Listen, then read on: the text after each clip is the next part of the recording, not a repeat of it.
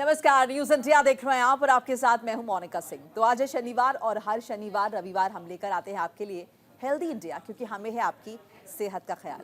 और आज हम बात करने वाले हैं एपिलेप्सी की, जिसे हम मिर्गी भी कहते हैं। तो मिर्गी के दौरे पड़ते क्यों हैं, कौन लोग इसके शिकार होते हैं, इसके सिम्टम्स क्या हैं, इसके कारण क्या है, इसका समाधान क्या है, क्या इसका कोई स्थायी इलाज भी है, किस उम्र के लोगों को ये ज्यादा टारगेट करती है, ये तमाम वो सवाल हैं जो कि मिर्गी से जुड़े हुए हैं, जिस पर आज हम डिस्कशन करेंगे, डिटेल डिस्कशन करेंगे। इस बीच अगर आपके भी कुछ सवाल है, कोई क्यूरोसिटी है, अगर आपके आसपास भी कोई शख्स है जो इसे जूझ रहा है, या फिर आप ये जानना चाहते हैं कि मिर्गी के दौरे पड़ने की सूरत में हमें क्या करना चाहिए, क्या नहीं करना चाहिए, किसी भी तरह की क्यूरोसिटी, कोई क्वेश्चन अगर आप जानना चाहते हैं उसका आंसर, तो आज का ये मंच है, ये प्लेटफॉर्म है। फोन लाइन्स हमारी खुली हुई हैं, आप जुड़ सकते हैं हमारे साथ और एक्सपर्ट्स का पैनल भी मौजूद है हमारे साथ जो कि आपके सवालों का जवाब देगा। तो चर्चा शुरू कर लेते हैं, लेकिन उससे पहले एक रिपोर्ट हम आपको दिखाना चाहते हैं। देखिए,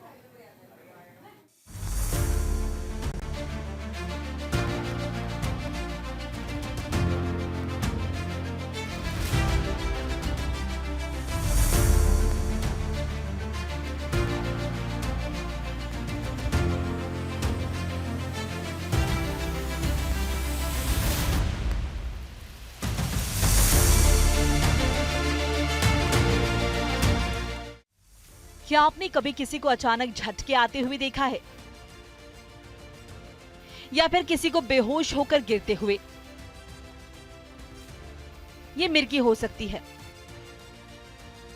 मिर्गी एक न्यूरोलॉजिकल समस्या है जिसमें दिमाग की असामान्य गतिविधियों की वजह से दौरे पड़ते हैं। आज हम आपको बताएंगे कि मिर्गी के कारण, लक्षण और इलाज क्या है। मिर्गी होने के कई कारण हो सकते हैं, जैसे दिमागी चोट, सिर पर चोट लगने से दिमाग की नसों पर असर पड़ सकता है। आनुवंशिकता, अगर परिवार में किसी को मिर्गी है तो अगली पीढ़ी को भी हो सकती है। स्ट्रोक, दिमाग में ब्लड सप्लाई रुक जाने से मिर्गी हो सकती है। इन्फेक्शन, मेनिंजाइटिस, दिमागी बुखार जैसी बीमारियां भी मिर्गी को ट्रिगर कर सकती हैं। इसके अलावा नींद की कमी, अत्यधिक तनाव, शराब या ड्रग्स का सेवन भी मिर्गी का कारण बन सकता है। मिर्गी के लक्षण व्यक्ति के अनुसार अलग अलग हो सकते हैं, लेकिन कुछ लक्षण बेहद आम हैं, जैसे कि शरीर में अचानक झटके आना, कुछ देर के लिए बेहोशी, आंखें ऊपर चढ़ना, हाथ पैर अकड़ जाना या कांपना, अचानक से डर लगना, भ्रमित महसूस करना, अजीब हरकतें करना। अगर किसी को बार बार ऐसे लक्षण दिखाई दे तो डॉक्टर से तुरंत संपर्क करें।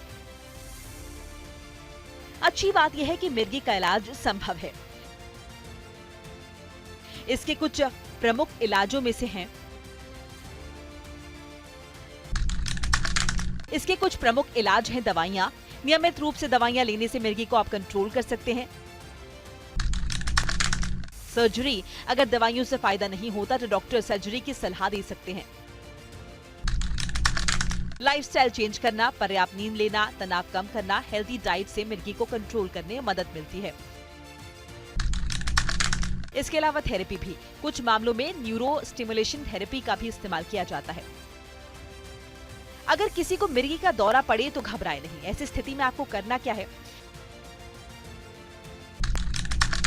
देखिए, व्यक्ति को सुरक्षित जगह पर लिटा दें, सिर के नीचे तकिया रखें, उसे कसकर पकड़ने की कोशिश ना करें।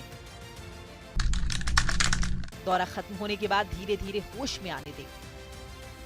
ये तो बात ही मिर्गी के दौरे पड़ने पर क्या करें, लेकिन ये जानना भी बेहद जरूरी है कि ऐसी स्थिति में आपको क्या नहीं करना चाहिए। तो देखिए, जबरदस्ती कुछ भी खिलाने पिलाने की कोशिश ना करें व्यक्ति को। उसके मुंह में उंगलियां कोई भी चीज ना डालें। भीड़ इकट्ठी ना करें, बल्कि उस व्यक्ति को ताजा हवा लगने दें। मिर्गी गंभीर बीमारी जरूर है, लेकिन सही इलाज और सावधानी से इसे कंट्रोल किया जा सकता है। अगर आपको या आपके किसी जानने वाले को मिर्गी है तो डॉक्टर से संपर्क करें और सही इलाज करवाएं।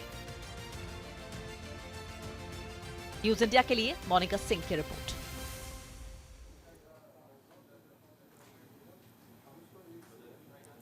तो देखिए रिपोर्ट आपको बता दी, एक सिनॉप्सिस आपको बता दिया है, लेकिन डिटेल डिस्कशन ज़रूरी है, ये जानना ज़रूरी है असल में मिर्गी है क्या, क्या इसके कारण है, और ज़्यादा हम विस्तृत रूप से चर्चा करेंगे। इस बीच फोन लाइन्स हमारी खुली हुई है, फिर से रिमाइंड करा दी, अगर कुछ सवाल हैं तो पूछ सकते हैं। डॉक्टर्स हमारे साथ जुड़ चुके हैं, उनका तारुफ करा देती हूँ। हमारे साथ डॉक्टर नेहा पंडित जुड़ी हैं, कंसल्टेंट न्यूरोलॉजिस्ट हैं, बहुत बहुत स्वागत आपका डॉक्टर नेहा। डॉक्टर अंशुल रोहतगी हमारे साथ जुड़े हैं, vice chairman and consultant neurologist, आपका भी बहुत बहुत स्वागत मैं करना चाहूँगी।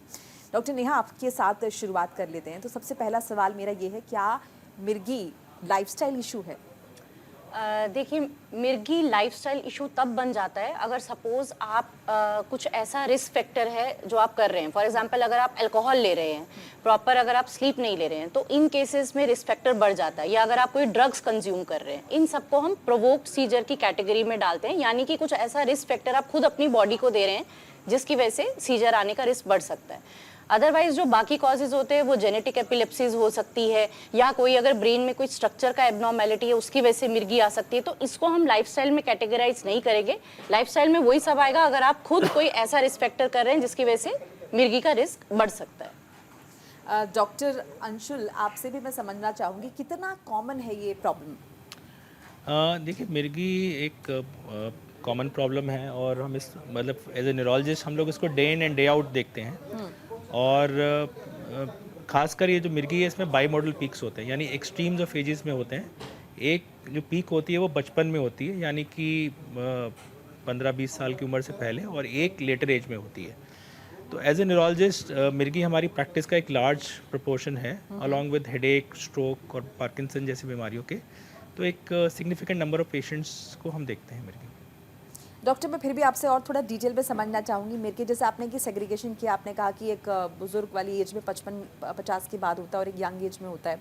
सो बेसिक रीज़न क्या है, क्यों होते हैं मिर्गी? देखिए, मिर्गी को अगर हम देखें तो बेसिकली सबसे कॉमन कारण जो मिर्गी का होता है वो बेसिकली एपिलेप्सीज होती हैं, जेनेटिक एपिलेप्सीज, जो कि some of them are age dependent, यानी उम्र के हिसाब से होती हैं, जिनको हम बोलते हैं प्राइमरी जनरलाइज एपिलेप्सीज। और इन प्राइमरी जनरलाइज एपिलेप्सी में बेसिकली अगर मैं साधारण भाषा में कहूँ तो हम सबके दिमाग में एक इलेक्ट्रिकल करंट चल रहा होता है। जिन लोगों को मिर्गी या एपिलेप्सी होती है उनके अंदर कुछ ब्रेन में इलेक्ट्रिकल डिस्चार्ज होते हैं। इन इलेक्ट्रिकल डिस्चार्ज को अगर हम देखें तो ये एक दौरे के रूप में दिखाई देते हैं। जैसे आपने अभी इस रिपोर्ट में दिखाया था कि हाथ पैरों का झटकना, बॉडी का स्टिफ होना, मुँह से झाग निकलना, दांतों का भींचना, तो जो ब्रेन में इलेक्ट्रिकल इम्पल्स आती है, इलेक्ट्रिकल एक्टिविटी सडनली बढ़ती है, उसकी वजह से हमें ये दौरे की फॉर्म में फिजिकली दिखाई देते हैं। तो ज़्यादातर जो यंगर एज पे एपिलेप्सीज होती हैं वो ज़्यादातर इनबॉर्न एपिलेप्सीज और जेनेटिक एपिलेप्सीज होती हैं, जिनको हम प्राइमरी जनरलाइज एपिलेप्सीज बोलते हैं। और इसमें बहुत सारी वैरायटीज़ हैं और सबकी दवाइयाँ भी भिन्न भिन्न हैं। और ज़्यादा जो लेटर एज में एपिलेप्सीज होती हैं वो ज़्यादा किसी बीमारी की वजह से होती हैं, स्ट्रक्चरल डिजीज़ की वजह से होती हैं, ये होता है। जी डॉक्टर नेहा, जैसे हम बात कर रहे हैं कि इनबॉर्न भी एपिलेप्सी होती है, मिर्गी के दौरे पड़ते हैं। सो उस सूरत में क्या जो छोटे छोटे बच्चे हैं, या फिर हम कहें नवजात, या थोड़े ही दिन बाद जो बच्चे क्रॉल करते हैं, टॉडलर्स, या फिर उसके बाद की स्टेज की बात करें, उसी एज में ये मिर्गी के सिम्टम्स दिखने शुरू हो जाते हैं?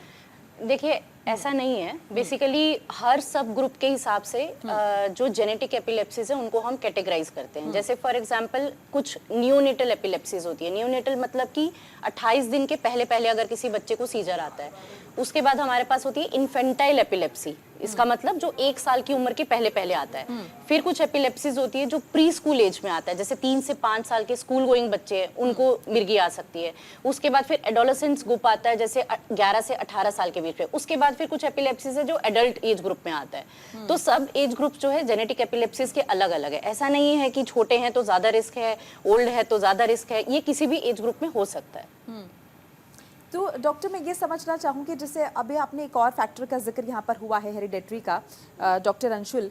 तो हेरिडेटरी के केस में फॉर एग्जांपल किसी महिला या पुरुष को 50s में एपिलेप्सी शुरू होती है, तो क्या उसके बाद की जो जनरेशन है उसे अगर मिर्गी के दौरे पड़ते हैं तो हम हेरिडेटरी कॉज उससे मानेंगे?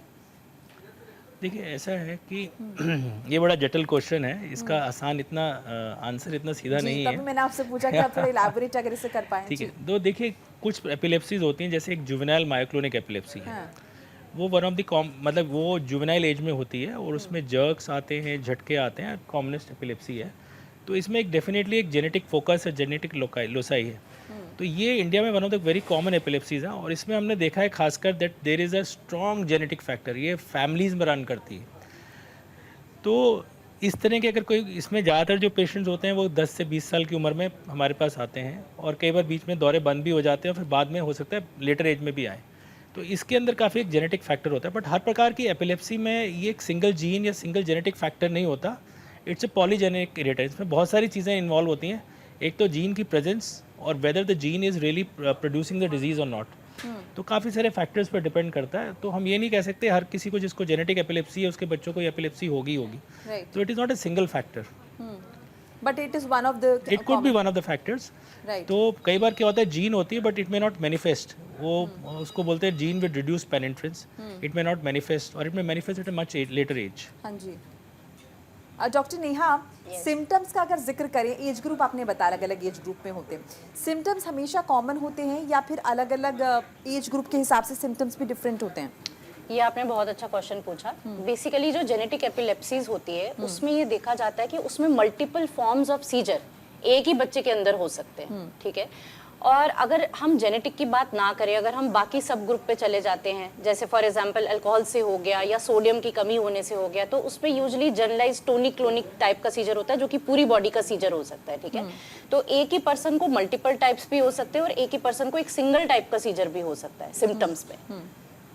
ठीक है। डॉक्टर अंशुल, जैसे आप बार बार आप दोनों ही अल्कोहल का बहुत यहाँ पर जिक्र कर रहे हैं, सो अल्कोहल ट्रिगर पॉइंट है, यानी कि अगर पहले से आपको दौरे पड़ते हैं तो वो और तीव्र हो सकते हैं या बहुत ज़्यादा उनकी फ्रिक्वेंसी बढ़ सकती है, या फिर आप ये कहने की कोशिश कर रहे हैं कि जो लोग लिकर लेते हैं, अल्कोहल का सेवन करते हैं, उनको ये समस्या हो सकती है? हाँ, देखिए इसमें दो चीज़ें हैं। हाँ जी।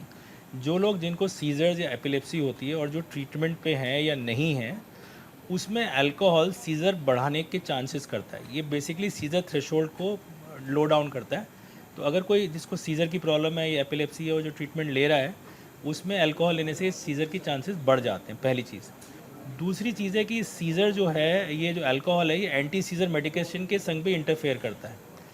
तीसरी चीज़ है कि कई लोग होते हैं जो कि बहुत एक साथ बहुत अल्कोहल लेते हैं, कंटिन्यूस डेज टुगेदर लेते हैं, और जब वो सडनली अल्कोहल बंद करते हैं तो उससे भी सीजर हो जाते हैं, जिसको हम बोलते हैं drug withdrawal seizures, alcohol withdrawal seizures. और तीसरी जो चीज़ है वो ये है कि कई बार अल्कोहल और लैक ऑफ स्लीप से भी सीजर्स हो सकते हैं। अल्कोहल से भी और लैक ऑफ स्लीप से भी सीजर हो सकते हैं। सो उस सूरत में भी डॉक्टर सिम्टम्स जो है सेम रहेंगे? देखिए सिम्टम्स जैसे अगर कोई अल्कोहल लेता है बहुत, जैसे हमारे पास अभी एक मरीज़ थे, वो कई दिनों तक अल्कोहल बहुत हाई क्वांटिटीज़ में ले रहे थे, तो उन्होंने सडनली अल्कोहल बंद करी और उनको सीजर हो गया। तो इसको हम बोलते हैं विड्रॉल सीजर। तो ऐसे पेशेंट कई बार सीजर पड़ने के बाद गफलत में चले जाते हैं, डिलीरियम में चले जाते हैं। तो ये कॉमन सिनेरियो जो हमने देखा है, जो लोग अल्कोहल काफ़ी मात्रा में लेते हैं उनके अंदर ये प्रॉब्लम काफ़ी देखी गई है। बट मेरा अगर एक मैं मैसेज ज़रूर देना चाहूँगा कि जिन लोगों को भी सीजर की प्रॉब्लम है, जो ट्रीटमेंट ले रहे हैं या नहीं ले रहे हैं, उनको अल्कोहल नहीं लेनी चाहिए, बिकॉज इससे सीजर पड़ने की टेंडेंसी बढ़ जाती है। So I think this is a very message we should go across very very strongly. हमारे साथ डॉक्टर विनीत बंगा जुड़े हैं, आपका बहुत बहुत स्वागत मैं करना चाहूंगी। और हमारे साथ एक कॉलर भी जयपुर से हैं, हमारे साथ कॉलर हैं शशि मोहन शर्मा जी। शशि मोहन शर्मा जी, बहुत बहुत स्वागत है आपका। सवाल क्या है आपका, पूछिए। मेरी ग्रैंड डॉटर है जी, उसको, वो अभी 15 साल की हो गई है जी, तो 2016 में एपिलेप्सी शुरू हुई और उसके बाद 3 साल बाद वो दवाई चलती रही। 3 साल बाद डॉक्टर ने उसकी दवाई टैगरीटोल थी, उसकी दवाई वो उन्होंने कम कर करके बंद कर दी।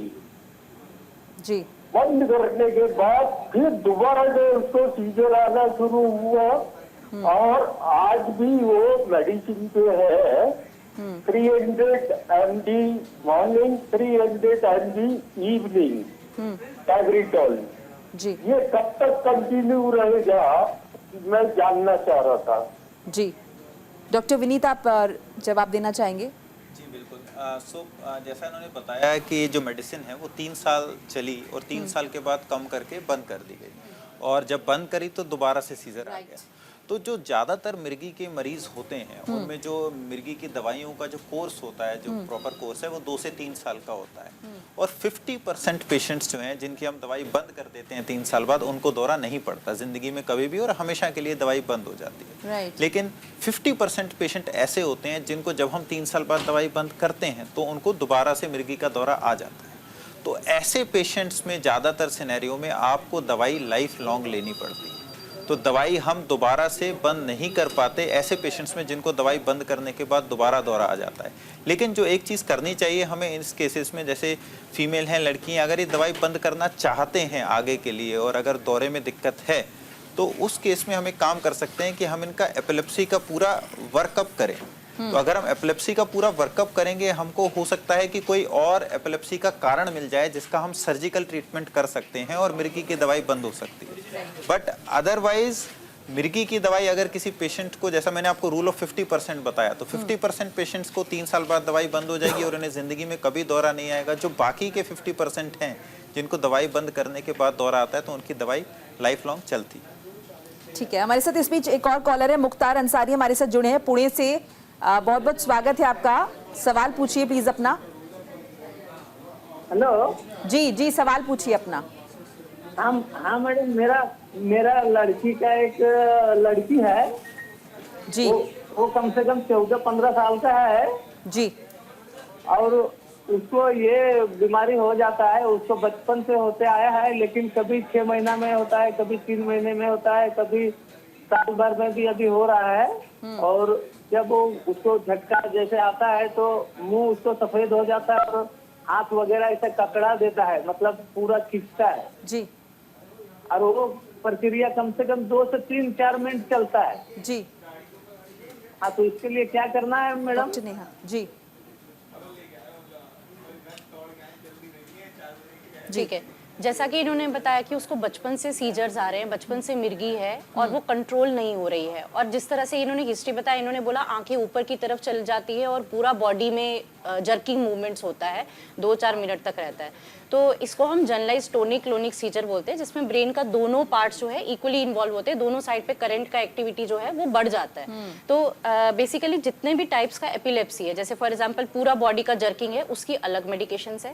अगर वन साइड का जर्किंग है, उसकी अलग मेडिकेशंस है। ऐसे ही कई प्रकार के दौरे, जैसे कुछ दौरे होते हैं जिसमें जो बच्चा है वो एक ही साइड पे बस एक टक देखता रहता है, तो उसकी अलग दवाइयाँ हैं। तो वो पेशेंट को प्रॉपर असेस करके ही ये बताया जा सकता है कि किस टाइप का मिर्गी का दौरा पड़ रहा है, कितनी दवाइयाँ देनी है। और कुछ सूरतों में ऐसा हो सकता है कि अगर हम मल्टीपल ड्रग्स भी पेशेंट को दे रहे हैं तो भी पेशेंट रिस्पॉन्ड नहीं कर रहा है, तो उसके लिए हमको टेस्ट कराने पड़ते हैं, MRI EEG करा के देखना होता है कि उसमें क्या कारण है कि पेशेंट को बार बार दौरा पड़ रहा है। और ऐसे ड्रग रेजिस्टेंट केसेस में हम सर्जरी भी कर सकते हैं, न्यूरो स्टिमुलेशन भी कर सकते हैं और एक कीटोजेनिक डाइट भी दिया जा सकता है। जी, हम उम्मीद करते हैं कि आपको आपके सवाल का जवाब मिल गया होगा। डॉक्टर अंशुल, देखिए इससे पहले डॉक्टर विनीत जैसे जिक्र कर रहे थे कि 50% पेशेंट्स जो हैं वो ठीक हो जाते हैं। सो क्या हम ये समझे कि 50% केसेस में ही इलाज पूर्णतः मतलब मुमकिन है, संभव है, और उसके बाद आपकी डिपेंडेंसी दवाइयों पर ही रहती है? नहीं, थोड़ा सा मैं इस पे थोड़ा सा रोशनी और डालना चाहूँगा। हाँ। देखिए, एपिलेप्सी क्या है, एक सिंड्रोम है, ये एक जैसा नहीं है, उसमें बहुत अलग अलग प्रकार की कॉजेज़ हैं। हाँ। तो काफ़ी कुछ डिपेंड करता है कि आपको ये सीजर्स ये क्यों पड़ रहे हैं, क्या कारण है। क्या ब्रेन के अंदर कोई स्ट्रक्चर लीजन है उसकी वजह से पड़ रहे हैं, ब्रेन में ट्यूमर है, स्ट्रोक है, इन्फेक्शन है, तो कारण पे बहुत डिपेंड कर सकते हैं। तो मेरे ख्याल से डॉक्टर विनीत जो बात कर रहे थे वो एक एपिलेप्सी एज सच की बात कर रहे थे, जिनके अंदर कोई अंडर एपिलेप्टिक सिंड्रोम्स हैं या उस तरह के पेशेंट्स हैं जिनके अंदर हमें एज ए ग्रुप हमें टॉक करना है। अगर हम ऐसे ग्रुप करें तो I think the numbers are very much different. तो हमें हर पेशेंट जो है ना बहुत इंडिविजुअलाइज है। ज़्यादातर पेशेंट्स के अंदर हम यही बोलते हैं कि हमें आपको ट्रीटमेंट जो है कम से कम 3 साल देना पड़ेगा। उसके बाद हम दवा बंद करके देखते हैं कि आपको दौरा पड़ेगा या नहीं पड़ेगा, और अगर दौरा दोबारा पड़ता है तो हमें वो ट्रीटमेंट कई बार 5 साल या उससे लंबा भी देना पड़ सकता है। तो इसलिए हमारे को ट्रीटमेंट को बहुत इंडिविजुअलाइज करना है। हम एज ए ग्रुप नहीं बता सकते कि 50% को बहुत लंबा ट्रीटमेंट देना है। तो क्योंकि एपिलेप्सी एक होमोजेनस ग्रुप नहीं है, हेट्रोजेनस ग्रुप है, उसमें बहुत सारे कारण हैं, बहुत सारे फैक्टर्स हैं। तो and it is a very very individualise treatment and majority of the patients do get better. Majority patients की दवाई बंद हो जाती है। हमारे पास एक्चुअली हम तीनों जो लोग हैं, हम लोग एक टर्शरी केयर हॉस्पिटल्स में काम करते हैं। और इन टर्शरी केयर हॉस्पिटल में हमारे पास ज़्यादातर वही मरीज़ आते हैं जो कि 3 साल की ट्रीटमेंट के बाद ठीक नहीं हुए। तो हमारा जो व्यू है वो हो सकता है थोड़ा बाइस्ड हो, बट हम यही कहना चाहेंगे कि एपिलेप्सी एक ट्रीटेबल कंडीशन है, इसका ट्रीटमेंट ज़रूर लेना चाहिए और ट्रीटमेंट को डॉक्टरी सलाह से ही बंद करना चाहिए, अपनी मर्जी से दवा बंद नहीं करनी चाहिए। डॉक्टर विनीत, फ्रीक्वेंसी क्या होती होगी मिर्गी के मरीजों की? ये जो दौरों का जिक्र हम कर रहे हैं, क्या कितने ड्यूरेशन पे, कितने टाइम पीरियड में, ये गैप में ये दौरे जो है वो पड़ते हैं?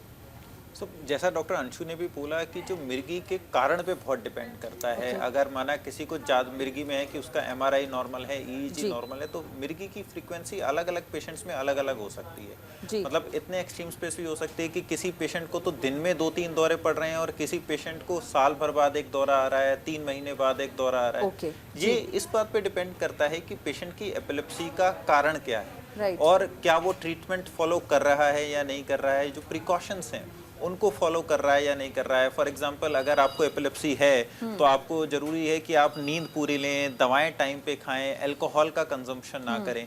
अगर आप ये सब नहीं फॉलो करते हैं, प्रिकॉशंस नहीं लेते हैं, तो एपिलेप्सी का फ्रीक्वेंसी बढ़ जाता है। तो frequency depending upon patient different होती है, बहुत ज़्यादा से बहुत कम। बट मोस्टली पेशेंट्स में हम देखते हैं कि अगर दवाई टाइम से लेते हैं और वेल कंट्रोल्ड, अगर उनकी कोई बीमारी ऐसी है जिसको हम ठीक कर सकते हैं, तो मिर्गी की फ्रीक्वेंसी बहुत कम होती है।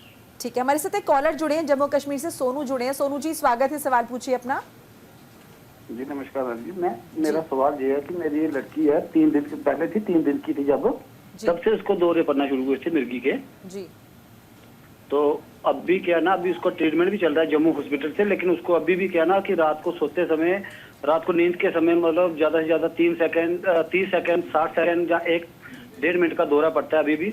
और अभी 9 साल हो गया उसका ट्रीटमेंट चलते हुए। डॉक्टर बोलते हैं 1 साल और 1 साल, लेकिन उसको मतलब बार बार अभी भी मिर्गी के दौरे पड़ते हैं। जिसकी वजह जान सकते हैं क्या, जिसका सही से क्या मतलब ट्रीटमेंट क्या होगा इसका?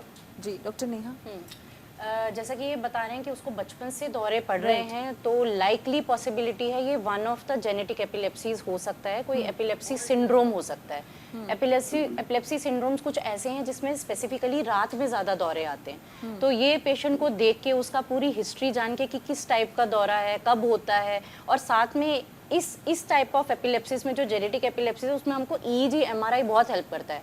उस पे हम देखते हैं कि किस टाइप का दौरा है, तो उस हिसाब से ट्रीटमेंट दिया जाता है।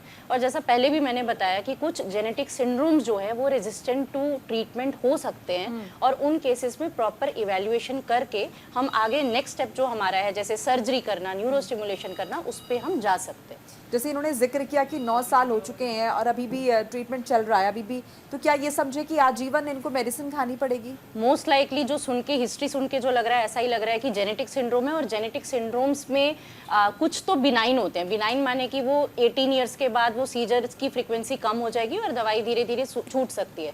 बट कुछ ऐसे सिंड्रोम्स है जिसमें बहुत एग्रेसिव सीजर्स होते हैं और दवाई उसमें लाइफ लॉन्ग भी लेना पड़ सकता है। डॉक्टर अंशुल, ट्रिगर पॉइंट्स क्या होते होंगे जिसकी वजह से चक्कर आते हैं? क्या किसी बात का स्ट्रेस ले लिया तो अचानक से आपको ऐसा लगेगा कि आपको दौरे पड़ रहे हैं? देखिए, ये एक बड़ी मिसकंसेप्शन और रॉन्ग धारणा है कि स्ट्रेस से दौरा पड़ता है। अगर ऐसा होता तो हमारे आसपास दौरे के बहुत सारे मरीज होते हैं जी, शायद आपके स्टूडियो में। तो पहली चीज़ है कि स्ट्रेस से किसी को दौरा नहीं पड़ता, नंबर 1। नंबर 2, देखिए दौरा पड़ने के जो एक हमारे देश में जो कुछ कारण जो देखे गए हैं वो है, एक है लैक ऑफ स्लीप डिप्रीवेशन। कई बार हमने देखा है कि कई लोग ओवरनाइट ट्रैवल करते हैं, अगले दिन सुबह ट्रेन से उतरते हैं या बस से उतरते हैं, दौरा पड़ जाता है। तो sleep deprivation is a very very important factor जिसकी वजह से दौरा ट्रिगर होता है। दूसरा फैक्टर जिसके बारे में हमने बात की थी वो है alcohol can trigger seizures. Third is fasting. हमारे यहाँ फास्टिंग का बहुत रिवाज है और स्पेशली विमेन में बहुत कॉमन है। और हमने देखा है कि विमेन क्या होता है, दवाइयाँ अपनी बंद कर देते हैं फास्टिंग के समय और खाना नहीं खाती, वो भी एक बहुत स्पेसिफिक ट्रिगर है। चौथा ट्रिगर है बेसिकली मिसिंग योर डोज और मिसिंग योर मेडिकेशन। आप पार्टी में गए आपने दवाई खाना भूल गए, अगले दिन आपको सीजर हो गया। जी बच्चों में फीवर, हाई ग्रेड फीवर की वजह से डॉक्टर, मैं माफी के साथ आपको रुकना चाहूंगी, हम कंटिन्यू करेंगे इसी सवाल पर, लेकिन मुझे ब्रेक एक लेना होगा और ब्रेक के बाद फौरन हाजिर हो रहे हैं। एपिलेप्सी पर चर्चा कर रहे हैं हम, जान रहे हैं मिर्गी के बारे में। सवाल अगर आपके कुछ है तो फोन लाइन हमारी खुली हुई है, फौरन हाजिर हो रहे हैं। ब्रेक के बाद आप सभी का स्वागत है। डॉक्टर अंशुल, आपकी बात अधूरी रह गई थी, बहुत इंटरेस्टिंग पॉइंट आपने रेज किया था और बता रहे थे। तो जैसे मैं कह रहा था, आपने ट्रिगर्स के बारे में बोला, तो मैंने फिर बोला कि stress is not a trigger. और ट्रिगर जो हमने देखे हैं वो खासकर जैसे नींद की कमी, स्लीप डेप्रीवेशन, रात में आप किसी जागरण में गए, आप रात को सोए नहीं, या आपने नाइट में ट्रैवल किया, किसी शादी में गए, तो ये सब फैक्टर्स हैं ट्रिगर्स के। हमने कई बार देखा है शादी में, जैसे हमारे यहाँ बहुत रिवाज है कि शादी लेट होती है, लेट नाइट 2-2 बजे होती है, तो कई बार देखा ब्राइड या ब्राइड ग्रूम को अगले दिन मॉर्निंग में सीजर आ जाता है। उसे भी हम, अच्छा तो उसको, उस दौरे को भी हम मिर्गी के दौरे से जोड़ सकते हैं? वो एक सिचुएशनल सीजर है, जैसे डॉक्टर नेहा ने बोला, प्रोवोक्ड सीजर है, तो इसको हम सिचुएशनल सीजर कहते हैं। इसमें लॉन्ग टर्म ट्रीटमेंट की ज़रूरत नहीं होती, एक पर्टिकुलर सिचुएशन में होता है। दूसरी चीज़ है, जैसे मैंने बताया, फास्टिंग, यानी जैसे कई लोग क्या होता है, लेडीज़ फास्ट बहुत करती हैं, दवाई भी बंद कर देती हैं और फास्ट भी रखते हैं, उससे भी सीजर हो जाता है। देन अल्कोहल, जैसे हमने डिस्कस किया था, अल्कोहल एक अपने आप में एक मेजर ट्रिगर है।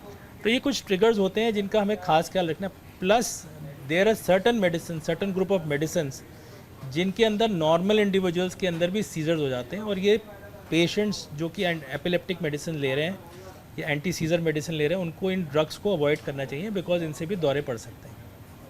बिल्कुल। डॉक्टर विनीत, एक और चीज़ मैं समझना चाहूँगी कि अगर कोई महिला है और वो प्रेग्नेंट है और उसको पहले से टेंडेंसी है, तो क्या उसके बच्चे पर भी इसका असर पड़ सकता है? इसको दो तरीके से डिवाइड कर सकते हैं। एक तो अगर किसी को एपिलेप्सी है तो क्या एपिलेप्सी के दौरे आने पर एपिलेप्सी के उसको बच्चे पे फ़र्क पड़ेगा, या उस बच्चे को एपिलेप्सी होने के चांस हैं या नहीं है। मोस्टली एपिलेप्सीज जो होती हैं वो जेनेटिक नहीं होती। तो अगर किसी महिला को एपिलेप्सी है तो उसके बच्चे में एपिलेप्सी होगी, इसके चांस बहुत कम है, ना के बराबर है। लेकिन अगर किसी महिला को एपिलेप्सी है और वो कोई ऐसी दवाई खा रही है जो कि उस बच्चे को नुकसान दे सकती है, तो वो एक प्रॉब्लम हो सकती है। इसीलिए हम मोस्टली पेशेंट्स में कहते हैं कि अगर आपको एपिलेप्सी है और आप प्रेगनेंसी प्लान कर रहे हैं, तो पहले अपने डॉक्टर को बताएं, जिससे कि वो आपकी मेडिसिन्स को देख सके और पता कर सके कि आप ऐसी दवाई तो नहीं खा रहे जिससे कि बच्चे को नुकसान होता है, हाथ पैर में टेढ़ापन या कुछ न्यूरल ट्यूब डिफेक्ट्स होते हैं। तो आप ऐसी दवाइयाँ उस पर चेंज कर दें उस पेशेंट्स को, जो कि प्रेगनेंसी में बच्चे के लिए और माँ के लिए, दोनों के लिए सेफ़ है और इफेक्टिव भी है। दूसरी चीज़ है कि जब मिर्गी का दौरा माँ को आता है और वो प्रेग्नेंट है, तो उससे बच्चे को काफ़ी नुकसान के चांस होते हैं। एक तो फिजिकल ट्रॉमा, अगर दौरा आया, गिर गए, बच्चा पेट में है, तो उससे बहुत रिस्क हो सकता है। सेकेंडरीली जब दौरा आता है तो उस समय सडनली बॉडी में ऑक्सीजन की कमी होना और बहुत सारे एबनॉर्मल मूवमेंट्स होते हैं, उसकी वजह से भी बच्चे पे नुकसान पहुँचता है। तो ये 3 चीज़ें हैं जो आपको ज़रूर करनी है। अगर आप प्रेगनेंसी प्लान कर रहे हैं और आप एपिलेप्सी से ग्रसित हैं, तो आप इंश्योर करें कि आप अपने डॉक्टर से कंसल्ट करें, वो दवाइयाँ लें जो प्रेगनेंसी में सेफ़ हैं। और अगर एपिलेप्सी का दौरा है तो उसको दवाई को छोड़ें ना बिल्कुल भी। कई बार प्रेगनेंसी में हमारा दवाइयों की मात्रा, जो खुराक हम खा रहे हैं, उसकी दवाई बढ़ानी पड़ती है। तो इसीलिए बहुत ज़रूरी है कि थ्रू आउट प्रेगनेंसी आप एक न्यूरोलॉजिस्ट, एक एक्सपर्ट के टच में रहें अगर आपको एपिलेप्सी है। राइट। इस बीच हमारे साथ एक कॉलर हैं, उमा सिंह है हमारे साथ दिल्ली से। उमा जी, स्वागत है आपका, सवाल पूछिए अपना। सर नमस्कार। मेरी बेटी है 26 साल की। अभी कुछ टाइम पहले वो रिक्शे से गिर गई थी, तब से उसके सिर में बहुत दर्द होता है पीछे की साइड, और कान के पीछे भी उसको दर्द होता है, और दर्द इतना तेज होता है कि वो लेटती है तो भी उसके सिर में बहुत दर्द होता है। तो सर मुझे उसके लिए क्या करना चाहिए? डॉक्टर नेहा, आप उचित सलाह दें मुझे। जैसे इन्होंने बताया कि जो इनकी बेटी है वो कुछ टाइम पहले रिक्शे से गिर गई थी। अब जब भी किसी पेशेंट को ट्रॉमा या इंजरी हो, सबसे पहली इंपॉर्टेंट चीज़ है आप हॉस्पिटल जाके न्यूरोलॉजिस्ट से मिलें और एक स्कैन कराएं। एटलीस्ट एक सीटी स्कैन तो कर ही ले। सीटी स्कैन में देखना ये रहता है कि कहीं कोई ब्लीडिंग तो नहीं है, कोई इंजरी तो नहीं हुई है जो इनसाइड ब्रेन इंजरी है। अगर सपोज सीटी स्कैन बिल्कुल ठीक आता है और हमें रूल आउट हो जाता है कि कोई टेंडेंसी ऑफ आगे हेडेक या सीजर या ऐसा कोई न्यूरोलॉजिकल प्रॉब्लम नहीं होगा, तो धीरे धीरे हेडेक का जो इंटेंसिटी है और फ्रीक्वेंसी है वो धीरे धीरे कम हो सकता है। बट सबसे पहले इंपॉर्टेंट ये है कि एक बार ये जाके दिखाएं कि क्या ब्रेन इंजरी इनसाइड हुई है या नहीं हुई है, ये उसके ऊपर निर्भर करता है। तो डॉक्टर ये कैसे पता चलेगा कि अगर इंजरी हुई है तो उस इंजरी को देखिए क्या ये भी डायग्नोस हो सकता है कि आपको भविष्य में दौरे पड़ सकते हैं मिर्गी के? देखिए, जब भी ब्रेन इंजरी होती है तो कुछ बहुत ज़्यादा सिवियर इंजरीज होती है जिसमें चांसेस होते हैं कि फ्यूचर में भी दौरा आ सकता है। अगर तो बहुत माइल्ड ट्रॉमा हुआ है तो ये चांसेस है कि धीरे धीरे हम दवाई का डोज को कम करके देख सकते हैं और पेशेंट सीजर फ्री हो सकता है। ट्रॉमा होना कोई ऐसी सिचुएशन नहीं है जिसमें लाइफ लॉन्ग आपको दवाई देनी पड़े मिर्गी की, बट कभी कभी मान लीजिए कोई पेशेंट है जिसको बहुत सिवियर रोड ट्रैफिक एक्सीडेंट हो गया या बहुत सिवियर इंजरी हुई है और अगर ब्रेन में एक एरिया ऑफ इंजरी है जो परमानेंट हो गया है, तो उन केसेस में बहुत रिस्क रहता है कि आगे भी फ्रीक्वेंसी ऑफ सीजर बढ़ सकता है। उन केसेस में हो सकता है हमको दवाई लाइफ लॉन्ग भी देना पड़े, पर वो बहुत कम परसेंटेज ऑफ पेशेंट्स होता है। जी डॉक्टर अंशुल, जो लोग मिर्गी के मरीज हैं उनके लिए आपने बताया कि उनको स्ट्रेस नहीं लेना है, अपना ख्याल रखें, वक्त से सोएं, लेकिन क्या डायबिटीज़ या ब्लड प्रेशर जैसी बीमारियां भी इसको किसी तरह से प्रभावित करती हैं? नहीं, बिल्कुल नहीं। देखिए, डायबिटीज़ इंडिया जो है वर्ल्ड का डायबिटीज़ कैपिटल है और ब्लड प्रेशर भी यहाँ बहुत कॉमन है। तो ये दोनों जो बीमारियाँ हैं इनका जो सीज़र एंटी सीज़र मेडिसिन या प्राइमरी एपिलेप्सी से कोई डायरेक्ट रिलेशन नहीं है, अनलेस कि किसी को इनकी बीमारी की वजह से स्ट्रोक हो जाए और स्ट्रोक की वजह से कोई उसको सीजर्स या प्रॉब्लम हो, अदरवाइज इनका कोई इससे डायरेक्ट को रिलेशन नहीं है। जी, इस बीच हमारे साथ एक कॉलर है गिरधारी लाल जम्मू कश्मीर से। सर अपना सवाल पूछिए, स्वागत है आपका न्यूज़ इंडिया में। जी नमस्कार मैडम जी। जी नमस्कार सर। मैडम जी, मेरे घर में एक ही बेटा बड़ा 34 साल का, वो बाई बात से मंदबुद्धि था, लेकिन 15 साल एज बाद में उसको मिर्गी दौरे शुरू हो गई। जी जी, सवाल आपका क्या है बेसिकली डॉक्टर विनीत? बेटा जी 15 साल एज के बाद में उसको मिर्गी दौरे शुरू हो गई। जी, वो कंट्रोल तो है लेकिन उसकी बुद्धि खत्म हो गई, हमको संभालना बहुत मुश्किल है जी। तो क्या तकलीफ क्या हो रही है गिरधारी लाल जी? संभालना क्यों मुश्किल है? आपने बोला कि संभालना मुश्किल हो रहा है, क्यों संभालना मुश्किल हो रहा है? सर ऐसा कि उसकी बुद्धि खत्म होगी सर, दौरे पड़ने 2005 से लेकर 2016 में सर उसको दौरे पड़े तो डॉक्टर साहब ने डोज बढ़ाई, वो तो होगी sir over dose, sodium valproate 1500 mg एक टाइम में, ठीक है, शाम के टाइम में। तो इसका मेन गिरधारी जी कारण मैं आपको बताता हूँ क्या होता है। जब जिस बच्चों को बचपन से ही पैदा होते समय से ही दौरे पड़ते हैं, उनमें क्या होता है, जब बच्चा माँ के पेट में होता है तो उसको ऑक्सीजन माँ से ही मिलती है, और जब बच्चा पैदा होता है तो उस, हाँ जी बोलिए, कुछ बोल रहे हैं आप? सर वो जन्म से उसको दौरे नहीं पड़े सर, 15 मंदबुद्धि साल थी एज के बाद में सर। हाँ, वही मैं बता रहा हूँ।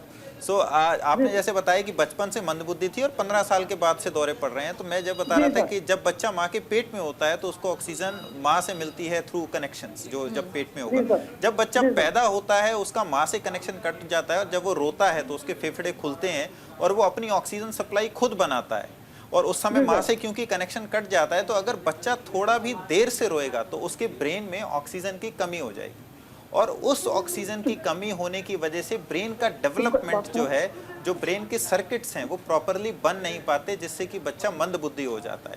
और इन्हीं सर्किट्स के ना बन पाने की वजह से ब्रेन में कभी स्पार्किंग या एबनॉर्मल डिस्चार्ज इलेक्ट्रिक एक्टिविटी होती है, जिसकी वजह से कि दौरे आते हैं। तो इन बच्चों को जो कि बचपन से ही मेंटली रिटार्डेड हैं, किसी भी उम्र पे कभी भी दौरे आ सकते हैं। इनके केस में दौरे की दवाई काफ़ी लंबी चलती है, और जैसा कि आपने बोला संभालना मुश्किल है, तो संभालना मुश्किल 2 वजह से हो सकता है, क्योंकि ये बच्चे समझ नहीं पाते, उनकी समझ नहीं होती, थोड़े मेंटली रिटार्डेड होते हैं, तो उनमें बहुत सारी बिहेवियर प्रॉब्लम्स जैसे चिड़चिड़ापन, मारना पीटना, टिक के नहीं बैठना, ये सब प्रॉब्लम होती है। इसकी दवाई अलग होती है, और जो मिर्गी के दौरे आते हैं उनकी दवाई अलग होती है। तो अगर हम प्रॉपरली दवाई देंगे तो मोर देन 90% ऐसे बच्चों को भी एटलीस्ट उनके बिहेवियर और मिर्गी के दौरों के लिए पूरी तरह से कंट्रोल किया जा सकता है।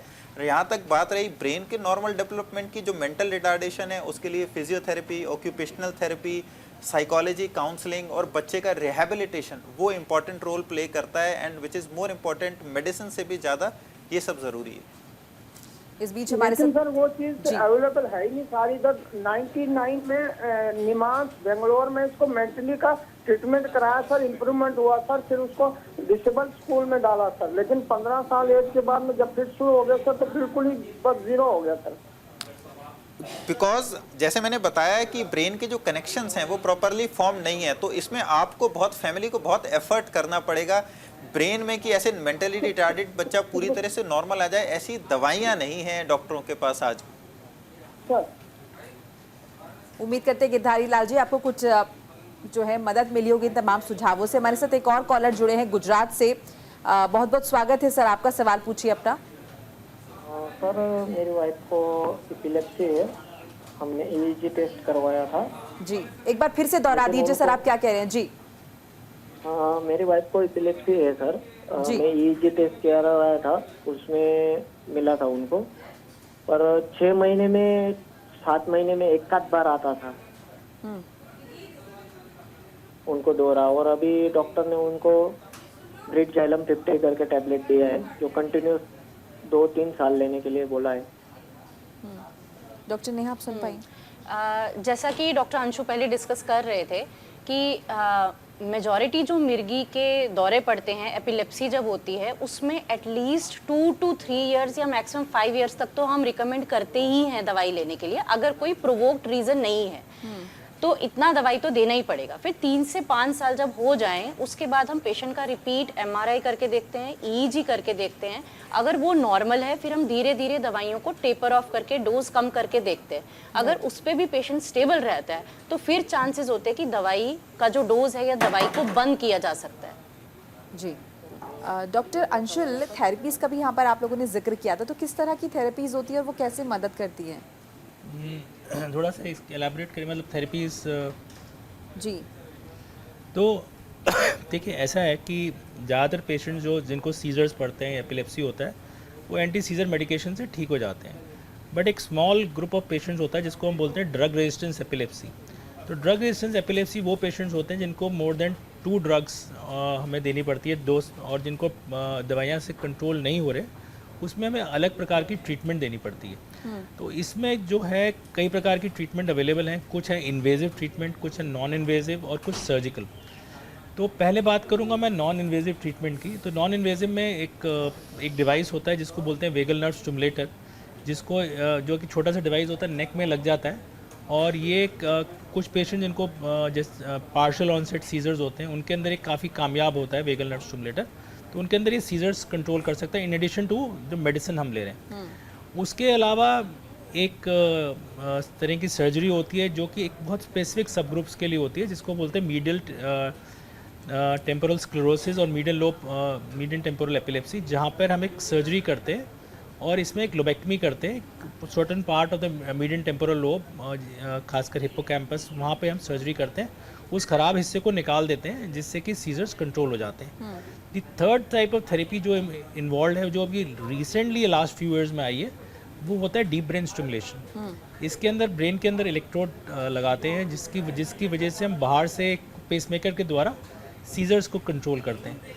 तो ये 3 मेजर ग्रुप ऑफ थेरेपीज़ हैं, यानी नॉन इन्वेजिव, सर्जिकल और डीप ब्रेन स्टिमुलेशन, जिनके द्वारा जो पेशेंट जिनको ड्रग रेजिस्टेंट एपिलेप्सी है उनको हम ट्रीट करते हैं। डॉक्टर विनीत, कई दफ़ा ये भी कहा जाता है कि जब बच्चों को बहुत तेज़ बुखार आता है तो बहुत ज़्यादा ख्याल रखने की ज़रूरत है, और कई बार बहुत तेज़ बुखार की वजह से भी ये कंडीशन डेवलप होती है। Is it so? यस, और इन दौरों को हम बोलते हैं फेब्राइल सीजर्स। बच्चों में स्पेशली ये बहुत कॉमनली पाई जाती है। टिल 2 इयर्स और टिल 5 इयर्स ऑफ एज ये बहुत कॉमन पाया जाता है कि जब भी बच्चे को बहुत तेज़ बुखार आएगा, जैसे कि 100-102 के ऊपर आया, 103 तक का फीवर आ रहा है, 104 फीवर आ रहा है, तो उस टाइम में बच्चों को दौरे आ जाते हैं और इन दौरों को हम बोलते हैं फेब्राइल सीजर।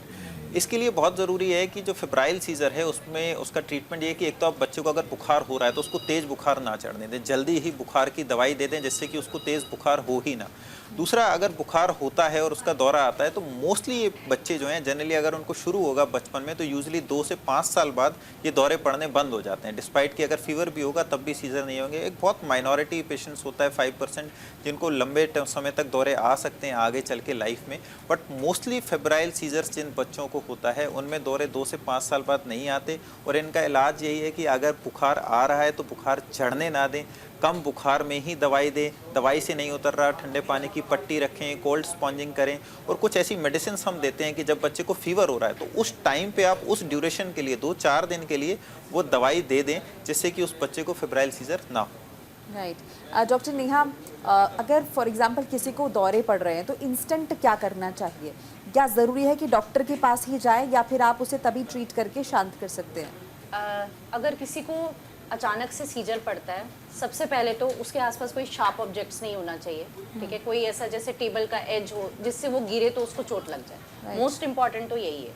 उसके बाद जैसा आपने अपना एक क्लिपिंग में भी दिखाया कि अगर पेशेंट को सीजर आ गया है तो नीचे उसको आराम से लेटाएं और उसके मुंह में कुछ ना डालें। बहुत लोगों का ये मिस्टेक होता है कि अगर किसी को सीजर आता है, उनको लगता है ये तो बेहोश हो गया है, तो उसके मुंह में पानी डालना शुरू कर देते हैं। उससे और रिस्क होगा, वो पानी जो है फेफड़ों में जा सकता है, उससे निमोनिया बन सकता है, उससे जान जा सकती है।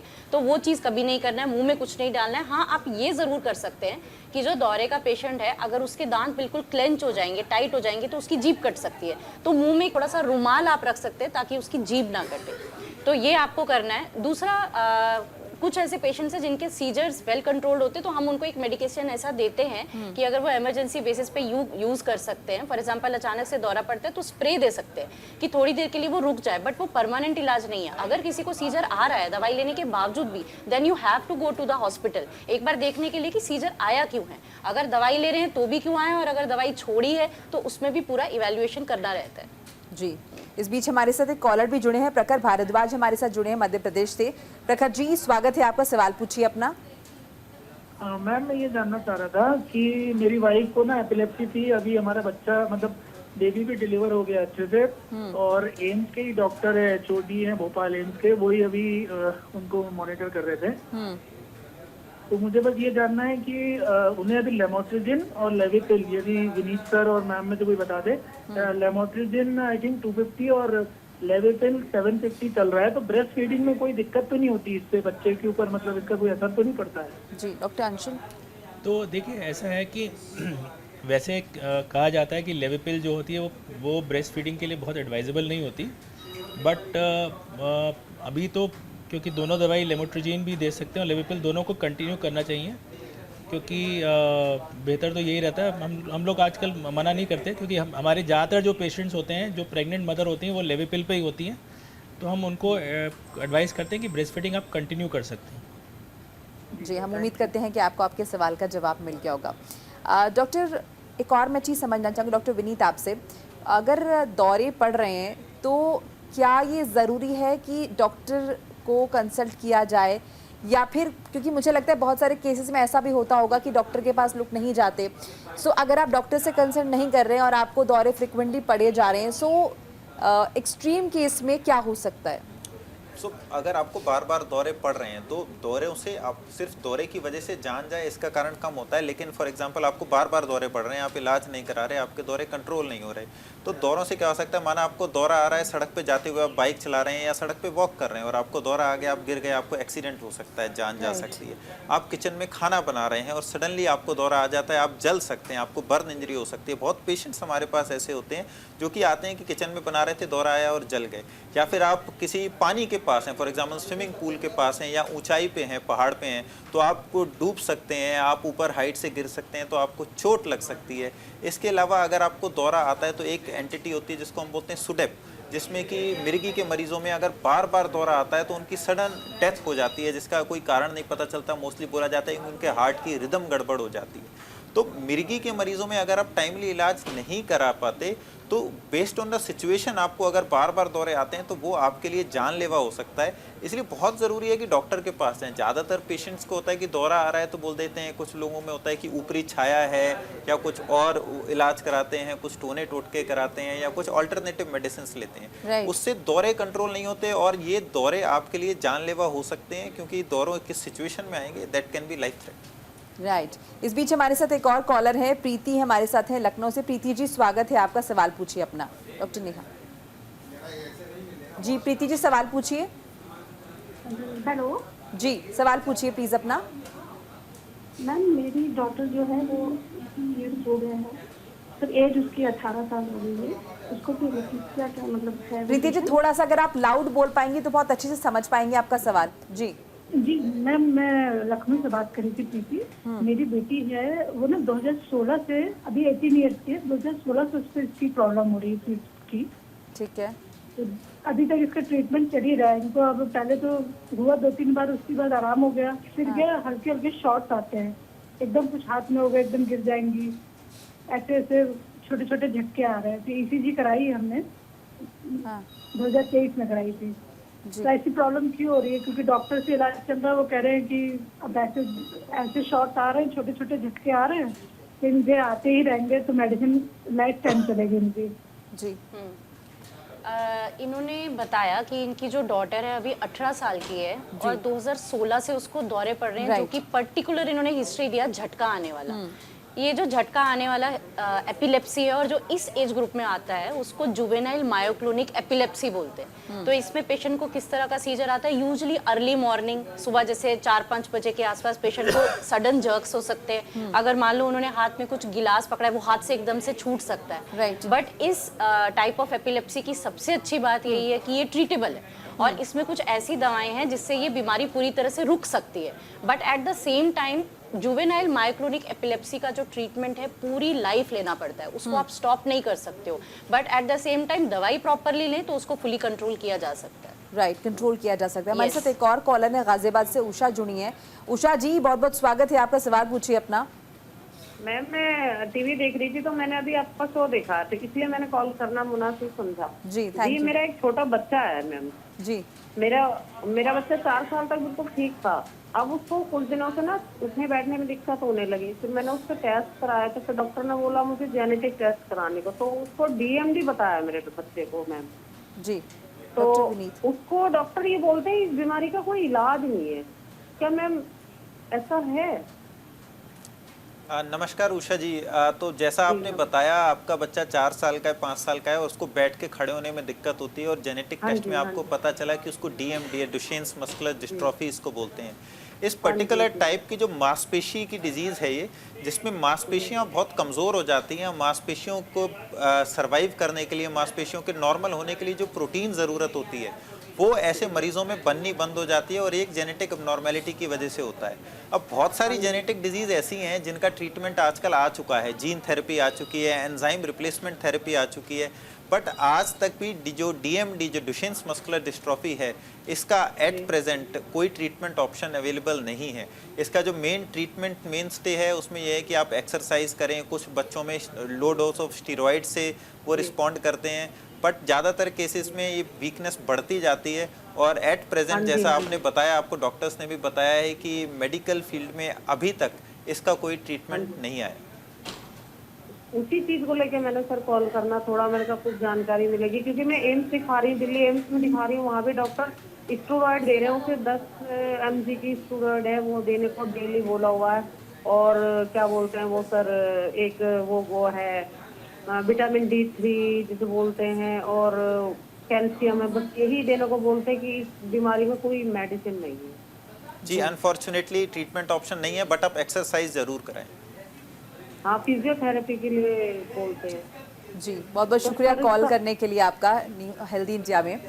तो आप तीनों का बहुत बहुत शुक्रिया हमारे स्टूडियो में आने के लिए, दर्शकों के साथ कीमती राय अपनी साझा करने के लिए। उम्मीद करते हैं कि आपको इससे फ़ायदा हुआ होगा और आपको आपके सवालों का जवाब भी मिला होगा।